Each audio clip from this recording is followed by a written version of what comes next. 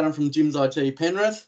I've got a couple of our franchisees here with us as well. We've got Steve and Rowan. Steve is Cessnock and Rowan is from Ride. Right.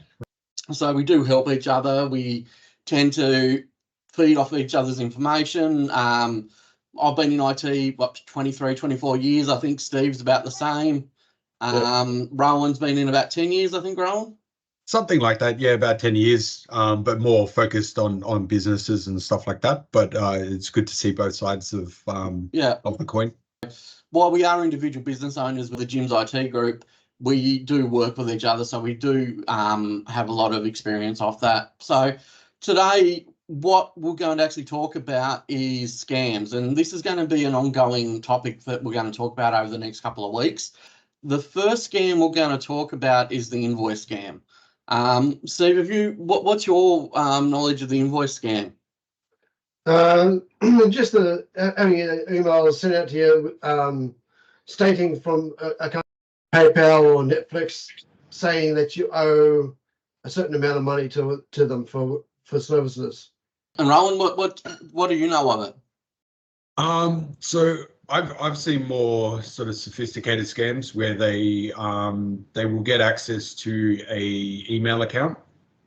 What they do is they forward all the emails to one of their own email accounts, so that they don't have to keep logging into your account. They get all your emails and they just monitor for it. And when they get an email that has anything like invoice or payment or anything like that, they flag that, and then what they try to do is they reproduce that invoice. They then change the details on there, so they'll change the bank account details, for example, to their own, and then they'll then forward that on to the intended sort of recipient. And is expecting that invoice. They're expecting it from that person, and they see the bank details and they pay it. The person assumes that they haven't got a payment yet, and then down the track when they follow up, they get this, oh, we've already paid. Yep. And by that point the money's long gone. Unfortunately, I've seen both those sides of that they use a technique called phishing to get login details to people's email accounts. Basically, what a phishing attempt is me sending, say, you guys an email asking for your username and passwords for your email. Say I'm doing a security check, I need to get your username and password to verify it's up. Then the hacker or the scammer will use that information to actually log in to your email server and duplicate your emails and forward invoices out to people or within the company, exactly what Rowan said, and change the banking details and get them to pay you. And this type of scam is becoming massively prevalent in Australia at the moment. Yes, one of the key factors in all of that is once they've got access to your email account, you don't actually know. So I've seen it where a person's had access to somebody's email account for a year. Yep. And they've just sat there. They're just patiently waiting, and eventually it comes through, and eventually they change the details.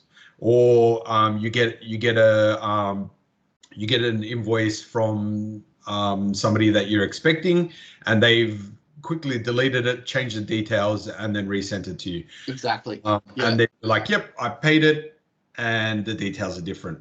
The best ways to combat this is only make payments to people that you've already got saved. So if you've been paying a bill for, let's say 6 months, a year or whatever, keep paying to that same account. If anybody, and so suddenly you get this account or this invoice from someone and it's completely different and the font seems different, or the only thing that's different is the bank account details. I mean, straight away that should flag you. And what I've found is that most companies are more than happy for you to call and double check those account details. Yeah. So that's kind of all you need to do if you suspect anything, is call up that company, say, hey, I'm paying this invoice. Now these details have changed from last time. Is this right? Is this right? Has that happened? Can you please confirm? something along those lines, and they will tell you straight out. Because it could be the case where, even right, Steve, that the company's actually has changed their details.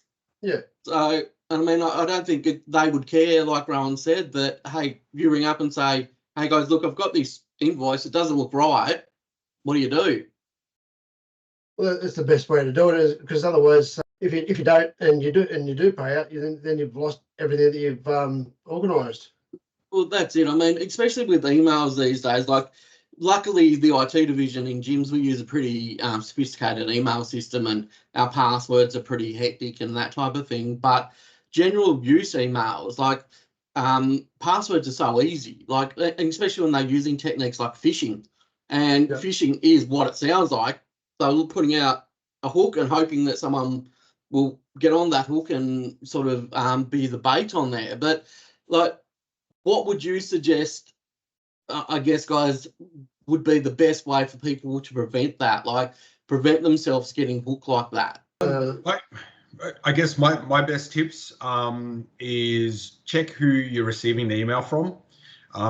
So if it's from Telstra, for example, make sure it says telstra.com.au. The other kind of thing is, whenever you're putting your details in, make sure it's a legitimate website or it's a legitimate request. Yep. Most companies won't ask for your details. When it comes to email protection and protecting your actual email, like, so how would you go about like that? Would you think about using something like two-factor authentication or something like that, suggesting to your small businesses to use that? I would go with a two-factor authentication, as much of a hassle as it may be.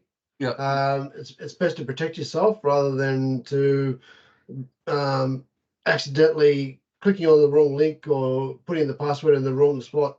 So even if someone did have your password and was able to log in, they'd still need that two-factor authentication, wouldn't they? They would, because I've had an issue on a similar scam-based thing where I've received a notification from Disney Plus saying that somebody logged into my account and tried to access movies or something.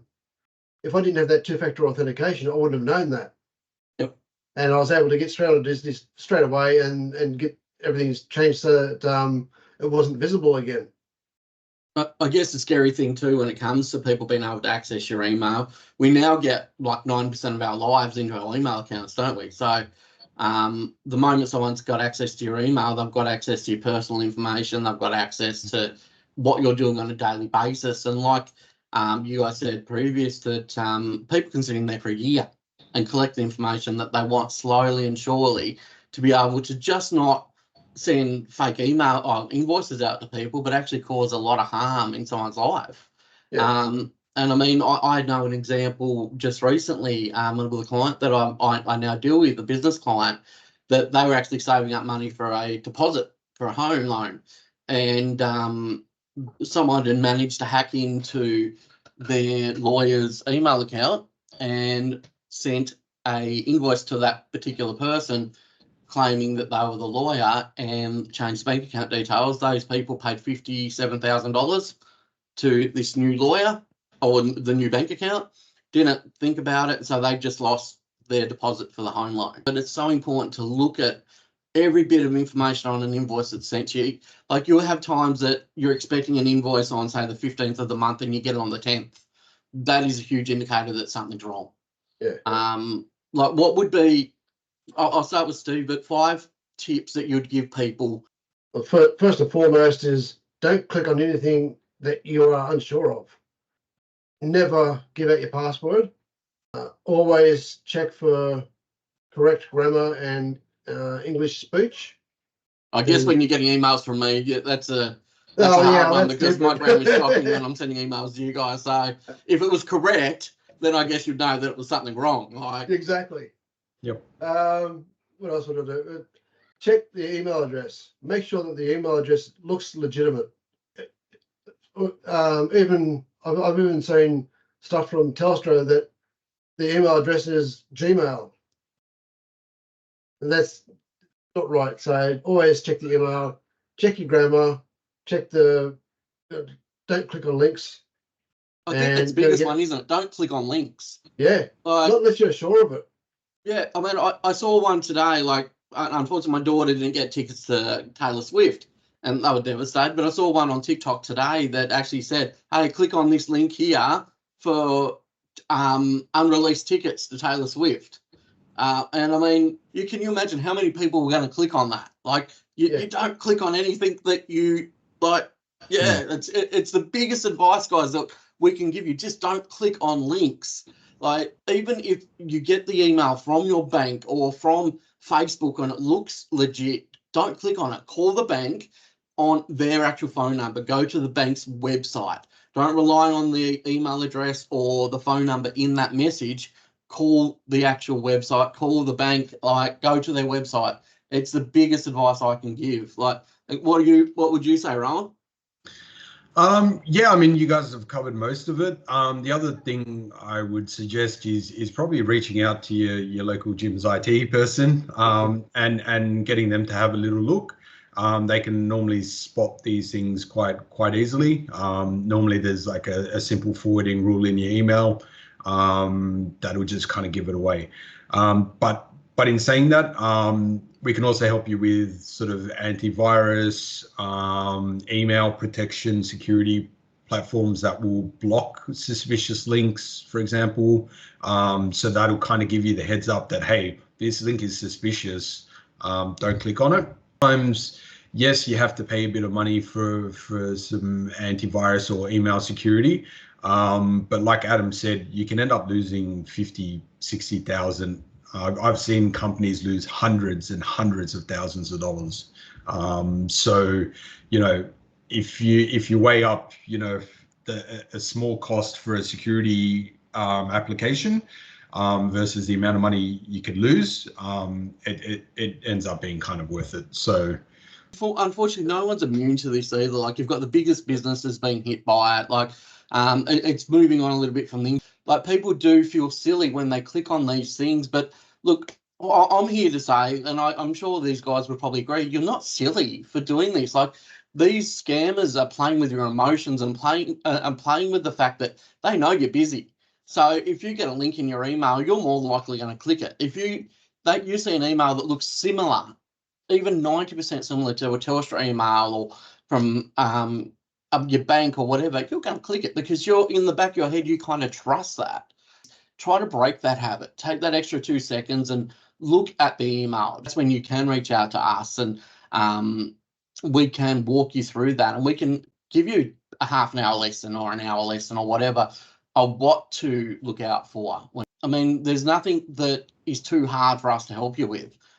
So I guess if you're unsure, just don't do it. All said here, if you need us, Jim's group or Jim's IT will able to help you with any IT issues, really. I mean, there's nothing that's we can't help you with. So 131 546. Yeah, we've got a good group of guys and girls around Australia, so don't hesitate to give us a call. Even if you just need advice. I've got business clients that just generally ring me for advice, and that's what we're here there for as well. Yep. Is there any other advice that you guys want to give? It doesn't have to be about this, like anything that you've seen recently that people should watch out for, or? No, I think that kind of covers the most of it. I don't know, Stephen, do you have anything? Not at the moment. And ticket scams, like we just said about yeah. contents, that's huge at the moment. Like, I think at last count, the Taylor Swift scam I saw, there's about 100 different websites selling tickets to Taylor Swift. I mean, if you're getting an $80 ticket to Taylor Swift, you know you're not getting a ticket. Guys, I guess the biggest message now, while we're heading off, just be vigilant. You've got a massive team here that you can call and ask for help. You can reach out on our Facebook page, Jim's IT. I've got an individual Facebook page, Jim's IT Penrith. The other two guys can be reached directly through the Jim's group. You can ask for Rowan. Rowan's within Sydney metropolitan areas. I'm in Western Sydney. Steve's down some whoop area down Sydney way somewhere. Cessnock, Newcastle. Cessnock. So, and Sydney were covered, Melbourne were covered, Adelaide, WA, even New Zealand. If you're in New Zealand and need to reach out to us, we can do remote support as well. So nothing's off limits. But guys, look, thanks very much for joining us today, tonight, wherever we are.